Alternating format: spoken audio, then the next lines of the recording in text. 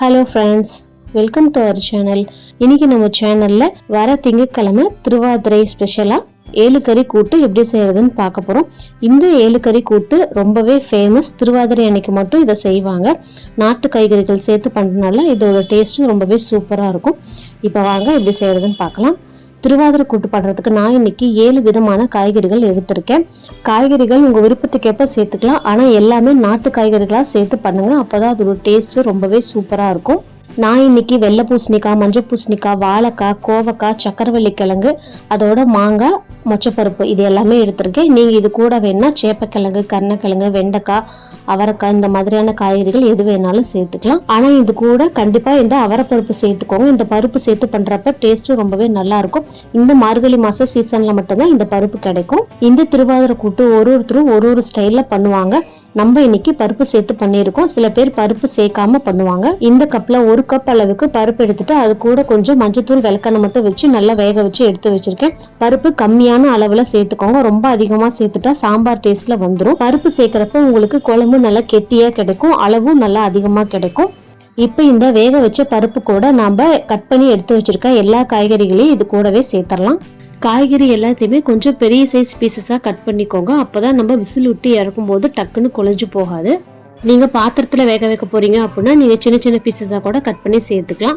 இப்போ இது கூடவே 10 சின்ன வெங்காயம், 2 தக்காளியை நல்லா பொடியாக கட் பண்ணி சேர்த்துட்டு மசாலா பொடியெல்லாம் சேர்த்துக்கலாம். 1/4 டீஸ்பூன் மஞ்சத்தூள், 2 டீஸ்பூன் மல்லித்தூள், 1/2 டீஸ்பூன் மிளகாத்தூள், 1/4 டீஸ்பூன் சீரகத்தூள், 1/2 டீஸ்பூன் சாம்பார் தூள் சேர்த்துட்டு கூடவே ஒரு சின்ன லெமன் சைஸ் புளியை கரைச்சி இது கூடவே சேர்த்துக்கோங்க. சேர்த்துட்டு இது எல்லாத்தையும் நல்லா மிக்ஸ் பண்ணி விட்டுருங்க. அடுப்பை நல்லா ஹை ஃப்ளேம்லேயே வச்சுக்கோங்க. இப்போ இந்த காய்கறிகள் நல்லா கொதி வரணும். அந்த கேப்பில் இந்த குழம்புக்கு தேவையான தேங்காய் பேஸ்ட் ரெடி பண்ணிக்கலாம். அதுக்கு ஒரு மிக்சி ஜாரில் 1 கப் அளவுக்கு தேங்காய் சேர்த்துக்கோங்க. ஒரு அரை மூடி அளவுக்கு இருக்கும். தேங்காயும் அதே மாதிரி கம்மியான அளவில் சேர்த்தாலே போதும். இது கூடவே 2 வரமிளகாய் சேர்த்துட்டு ஃப்ளேவருக்காக ஒரு 5 பல் அளவு பூண்டு சேர்த்துட்டு கூடவே 1/4 டீஸ்பூன் சீரகம், கொஞ்சம் தண்ணி சேர்த்துட்டு இதை நல்லா நைஸான பேஸ்ட்டாக அரைச்சி அந்த குழம்போடைய இதில் சேர்த்துக்கலாம். இப்போ இந்த ஸ்டேஜ்லேயே இந்த குழம்புக்கு தேவையான அளவு உப்பு சேர்த்துக்கலாம். உப்பு சேர்த்துட்டு இது எல்லாத்தையும் நல்லா மிக்ஸ் பண்ணி விடுங்க. குழம்பு நல்லா கொதிக்கணும். ஒரு 2 நிமிஷம் வரைக்கும் நல்லா ஹை ஃப்ளேமில் வச்சு இது கொதிச்சதுக்கு அப்புறமா இதை மூடி போட்டு விசில் விட்டுக்கலாம். இப்போ பாருங்க, குழம்பு நல்லா கொதிச்சிட்டு இருக்கு. இப்போ கடைசியாக இதை மூடி போடுறதுக்கு முன்னாடி ஒரு சின்ன பீஸ் அளவு வெல்லம் சேர்த்துக்கோங்க.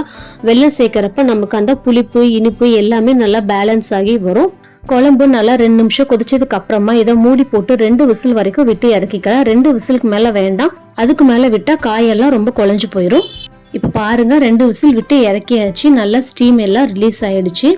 காய்கறிகள் எல்லாமே நல்லா வெந்துருச்சு. நம்ம 2 விசிலுக்கு மேலே விடாதனால காய்கறிகள் எதுவுமே உடையல, அப்படியே முழுசாவே இருக்கு. பாருங்க, குழம்பு இந்த கன்சிஸ்டன்சில இருக்கணும்.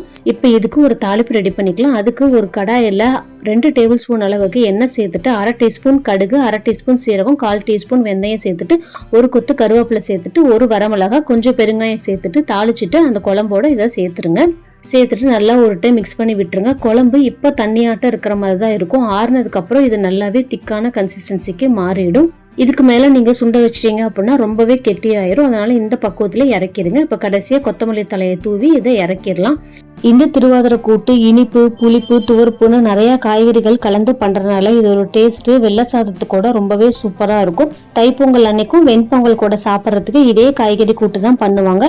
இந்த காய்கறி கூட்டை உங்க வீட்டை ட்ரை பண்ணி பார்த்துட்டு எப்படி வந்துச்சுன்னு எனக்கு கமெண்ட்ஸ்ல சொல்லுங்க. நம்ம சேனல் உங்களுக்கு பிடிச்சிருந்தா லைக் பண்ணுங்க, ஷேர் பண்ணுங்க, மறக்காம சப்ஸ்கிரைப் பண்ணுங்க. தேங்க்யூ.